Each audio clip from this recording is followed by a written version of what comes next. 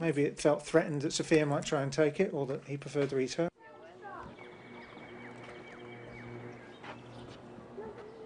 Probably the second time I'd seen him engaging with the visitors through the glass, but sometimes when we're working with him he can get a little bit stroppy.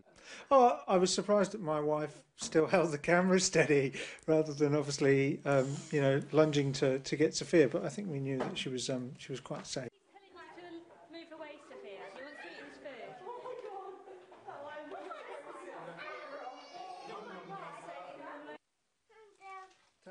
Thank you. Oh my God. Don't hit the glass, Sophia. Oh my God. Where's your sister? Find her. Oh my God. You're playing with him. I'll scare it. Oh my God. Sophia, come away.